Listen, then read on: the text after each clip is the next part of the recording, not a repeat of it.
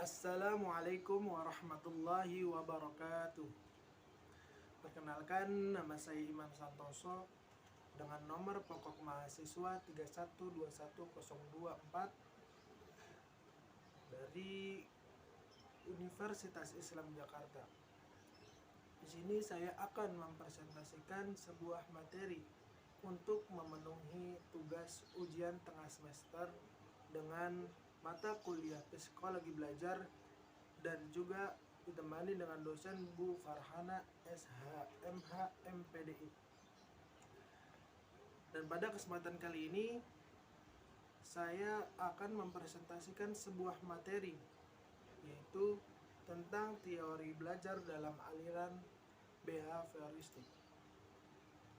Teori belajar dalam aliran behavioristik, bila mana kita tinjau dari sebagai pengertian, dari sebuah pengertian secara umum, teori belajar behavioristik merupakan teori belajar yang lebih mengutamakan pada perubahan tingkah laku siswa sebagai akibat adanya stimulus.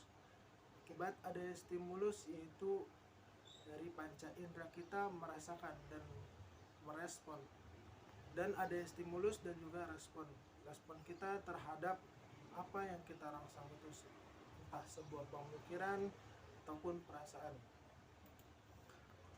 Lalu menurut pendapat para ilmuwan, yang pertama ialah dari Thorndike. Teori behavioristik menurut Thorndike dikaitkan dengan belajar adalah proses interaksi antara stimulus yang berupa pikiran, perasaan atau gerakan, dan respon yang juga merupakan pikiran, perasaan, dan gerakan. Lalu menurut pendapat para ilmuwan juga, yaitu ada salah satunya dari John B. Watson. Dia berpendapat bahwa teori behavioristik ialah tingkah laku siswa merupakan hasil dari pembawaan genetis. Dari lahirnya dan pengaruh dari sebuah lingkungan. Dan juga dari Ivan Petrovich Pavlov. Dari Pavlov, ia berpendapat merujuk pada sejumlah prosedur pelatihan antara satu stimulus dan rangsangan muncul untuk menggantikan stimulus lain dalam mengembangkan sebuah respon. Yang ketiga ada Burrhus Frederick Skinner. Dia berpendapat bahwa teori behavioristik ialah suatu hubungan antara stimulus dan respon terjadi karena melalui interaksi dengan lingkungan yang kemudian menimbulkan sebuah perubahan tingkah laku.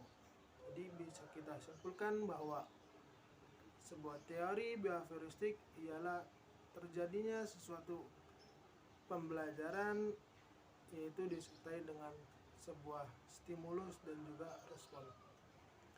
Maka akan menimbulkan sebuah perilaku yang nantinya peserta itu menjadikan tingkah laku yang baik. Lalu selanjutnya, apa ciri-ciri teori belajar behavioristik? Yang perlu kita ketahui bahwa ada ciri-ciri teori belajar behavioristik. Yang pertama ialah teori belajar ini sangat mengutamakan pengaruh lingkungan. Jadi lingkungan itu sangat berpengaruh dalam pembelajaran ini, entah itu lingkungan sosial maupun lingkungan keluarga ataupun lingkungan yang lainnya. Lalu yang kedua, cirinya ialah para penganut teori behavioristik berpendapat bahwa hasil pembelajaran berfokus pada terbentuknya perilaku yang ingin dibentuk. Yang ketiga, teori ini lebih mementingkan pembentukan reaksi atau respon. Lalu yang keempat, terlihat dengan jelas teori ini bersifat mekanis. Salah satu contohnya adalah jika melakukan kesalahan, maka harus meminta maaf. Jadi maksud dari sini ialah adanya respon. Bila mana kita melakukan kesalahan, maka segera merespon, harus segera meminta maaf. Jadi ini cirinya.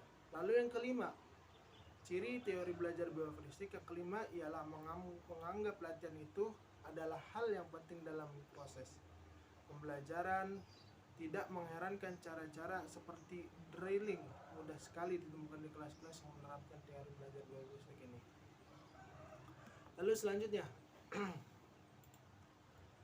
ada kelebihan teori bioaforistik.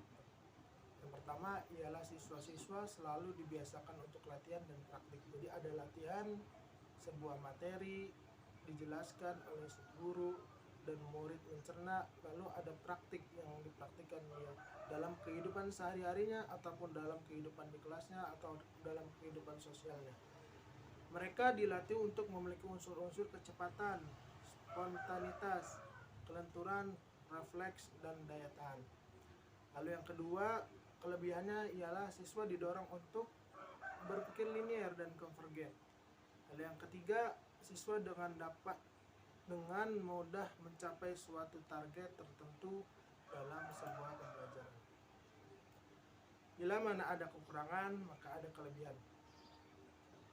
Dan kekurangan teori belajar bioaforistik ada. Yang pertama ialah siswa sangat dibatasi kreativitas, produktivitas, dan imajinasinya. Jadi sangat minim dalam teori belajar bioaforistik ini siswa untuk mengembangkan imajinasinya, kreativitasnya, dan produktivitasnya. Karena ia lebih mengutamakan segala stimulus dan responnya itu. Hal yang kedua, teori bioaforistik mempunyai kekurangan yaitu yang bersifat teacher centered atau hanya berpusatnya pada guru. Siswa bersifatnya pasif dan hanya mengikuti instruksi-instruksi yang diberikan oleh guru. Jadi kekurangannya ialah dengan contoh seperti metode ceramah. Jadi hanya guru yang menjelaskan dan siswanya hanya mengiyakan sebuah guru. Lalu yang ketiga, pembelajaran menjadi kurang menyenangkan bagi siswa. Mengapa tidak menyenangkan? Karena tidak adanya interaksi antara murid dan guru yang sangat luas. Karena hanya mengedepankan berpusatnya pada guru menjelaskan dan siswanya itu mendengarkan apa yang diucapkan oleh guru. 4. Tidak mengakomodir kondisi belajar yang kompleks karena hanya berpacuan pada stimulus dan juga respon.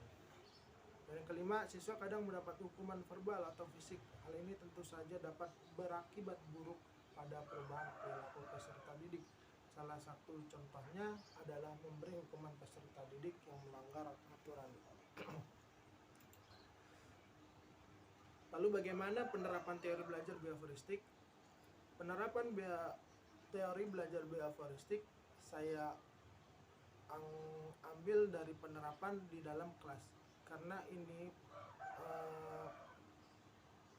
berhubungannya dengan belajar dan pengajar. Yang pertama ialah guru harus menyusun materi atau bahan ajar secara lengkap, dimulai dari materi sederhana sampai kompleks.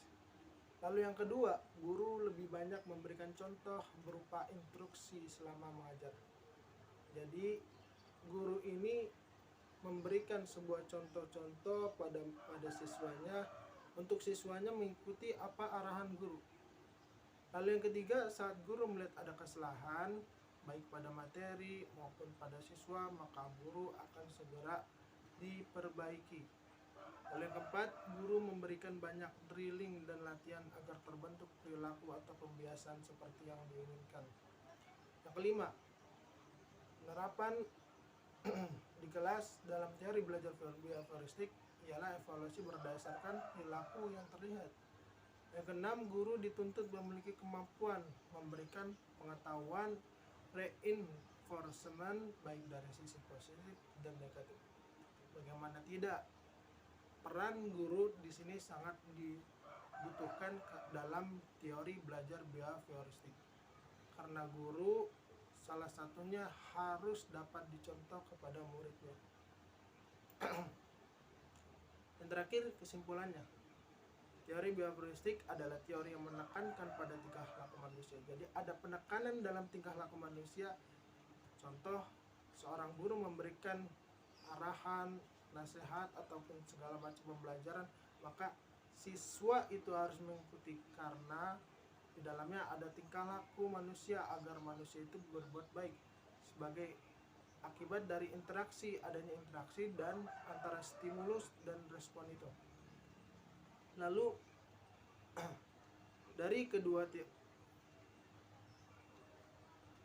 dari teori bioaferistik, ia menekankan sebuah pembelajaran itu ia berpusat dari guru dan murid hanya mengiyakan, mengikuti apa arahan guru, dan guru itu harus berperilaku baik untuk muridnya itu mengikuti apa arahan guru itu, dan murid itu akan merubah tingkah lakunya itu menjadi seorang atau seorang yang baik. Jadi kesimpulannya seperti itu dalam teori bioaferistik. Terima kasih. Sebelumnya saya ucapkan terima kasih kepada Bu Farhana yang sudah memberikan bimbingan kepada kami selama dalam UTS ini.